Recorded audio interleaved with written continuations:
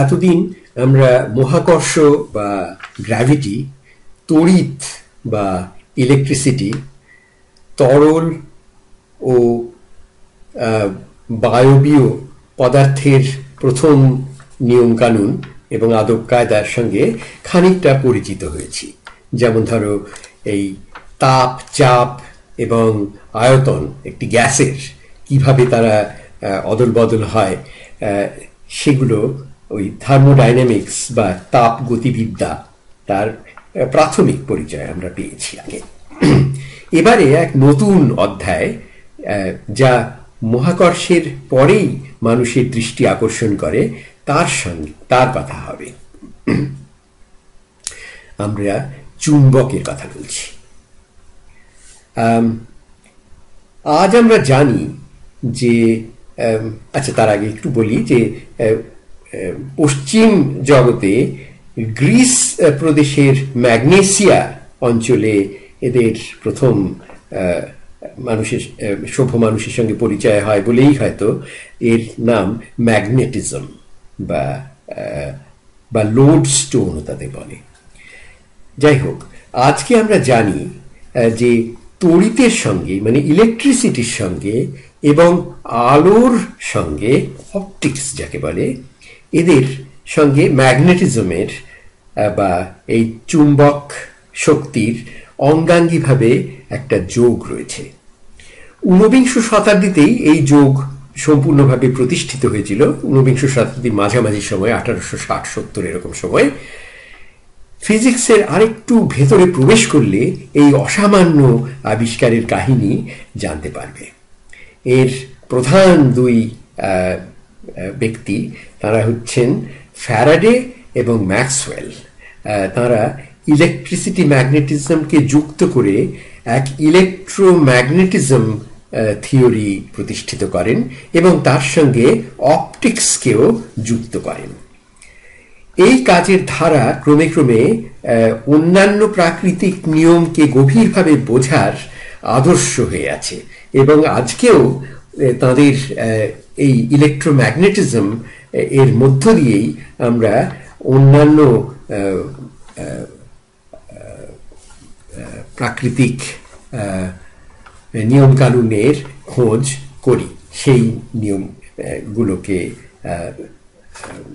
অনুসরণ করেই বলতে পারব। আচ্ছা, প্রাচীনকাল থেকেই যেটা বলছি, মানুষ চুম্বকের দিকে আকর্ষিত হয়েছিল এবং তাতে অবাকও হয়েছে তাদের এই অদ্ভুত আচার ব্যবহার দেখে। 2000 বছর আগে চীন দেশে কম্পাস তৈরি হয়েছিল, যেটা পশ্চিম জগতে অনেক পরে, এই মাত্র 14 শতাব্দীতে সেটা ইটালিতে হয়। আচ্ছা, চুম্বকের দুটি মেরু আছে। উত্তর এবং দক্ষিণ দিকে ফিরে থাকে তারা, যদি তাদেরকে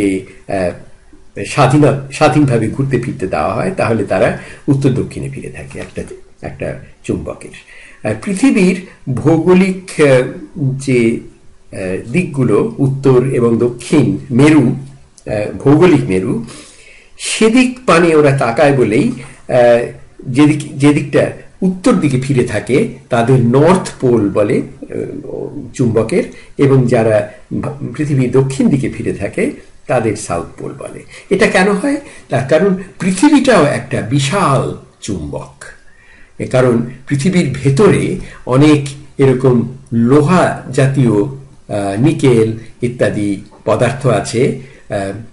অত্যন্ত গভীরে, পৃথিবীর যে মানে কেন্দ্রের কাছাকাছি একটা বিশাল অঞ্চল জুড়েই এদের বাস। এই মানে ভারী বস্তুদের মধ্যে লোহা ইত্যাদিরা ওখানে প্রায় তরল অবস্থায় রয়েছে এবং তারা যে ঘুরছে, পৃথিবীটা ঘুরছে বলে সেই ওখানে একটা ইলেকট্রিক কারেন্ট তৈরি হয় এবং তারাই পৃথিবীর এই চৌম্বক শক্তিটার মূল। যাই হোক, পৃথিবীটাও একটা বিরাট চুম্বক। এবং আরেকটা ব্যাপার হচ্ছে যে একটা চুম্বকের এই দুটি মেরুকে কিছুতেই আলাদা করা যায় না, তারা সবসময় একসঙ্গে থাকে। তুমি যদি একটা ম্যাগনেটকে ভেঙে দুটুকরো করো, তাহলে একটি নর্থ পোল একটি সাউথ পোলের বদলে দেখবে তারা নর্থ সাউথ এবং নর্থ সাউথ হয়ে রয়েছে। এবং তাদের যদি আবার ভাঙো, সেই একই অবস্থা। এইভাবে কিছুতেই তাদের এই মানে একটা নর্থ পোল বা একটা সাউথ পোলকে আলাদা করতে পারা যায় না।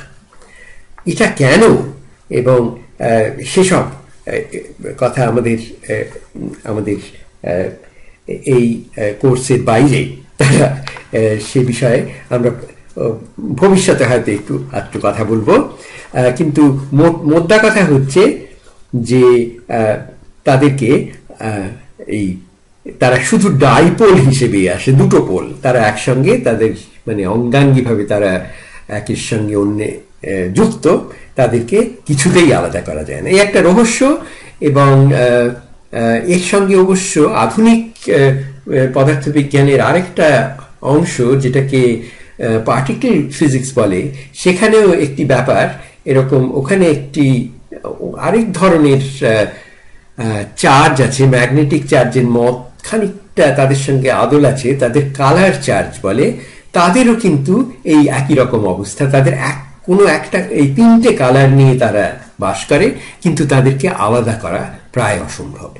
তো সেই জন্য চুম্বকের সঙ্গে তাদের খানিকটা মিল আছে। যাই হোক, আমরা সেগুলোর মধ্যে এখন যেতে পারছি না। আরেকটা ব্যাপার হচ্ছে যে চুম্বক তার কাছাকাছি স্থানে প্রভাব বিস্তার করে। যেমন এটাকেই আমরা আগে ফিল্ড বা ক্ষেত্র বলেছি, সেটা আমরা মহাকর্ষেও দেখেছি এবং ইলেকট্রিসিটিতেও তাই দেখেছি যে ওই এই ধরনের যে আকর্ষণ বিকর্ষণ, মহাকর্ষে অবশ্য বিকর্ষণ নেই, শুধুই আকর্ষণ, এবং ইলেকট্রিক চার্জদের মধ্যে আকর্ষণ বিকর্ষণ দুই আছে, এবং সেগুলো ঘটে ওই একটি চার্জের, সেটা কিংবা ভরের চারপাশটা খানিকটা প্রভাবিত এই ভর কিংবা ইলেকট্রিক চার্জ দিয়ে। এই ম্যাগনেট বা চুম্বকের ক্ষেত্রেও সেটা সত্যি। একটি চুম্বকের কাছাকাছি স্থানে এই তারা প্রভাব বিস্তার করে।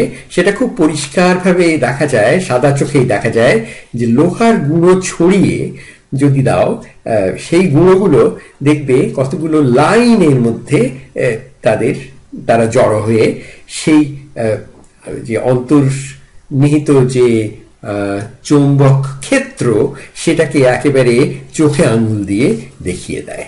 এটা ওই মাইকেল ফ্যারাডে প্রথম খুব ভালোভাবে ব্যবহার করেন এই ম্যাগনেটের এই ক্ষেত্র এবং তাদের আচার ব্যবহারগুলো। আচ্ছা, এখন আমরা আগেই বলেছি যে এই মানে একই ধরনের যে মেরু, চৌম্বক মেরু উত্তর এবং দক্ষিণ, তারা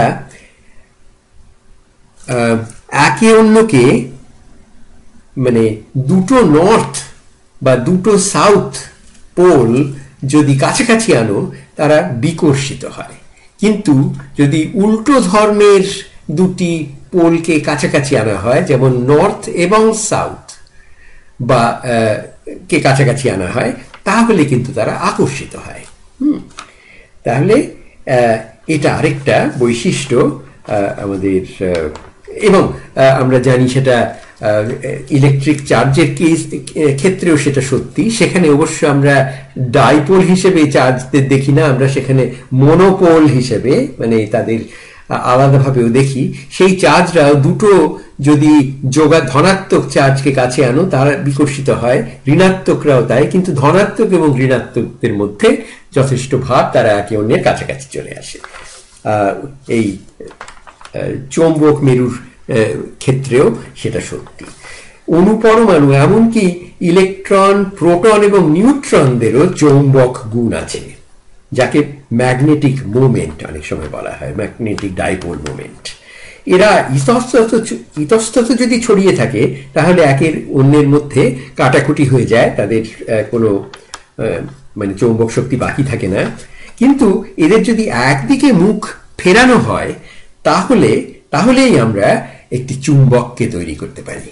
সেইভাবেই চুম্বক, এই পার্মানেন্ট ম্যাগনেট যাদের বলে, সেভাবেই তৈরি করা হয়, যে বাইরের থেকে একটা চুম্বক শক্তি প্রয়োগ করে এদের যে ভেতরকার যে লোহার যে অণু গুলো তাদেরকে গুছিয়ে একই দিকে ফেরানো হয়, মুখ ফেরানো হয়।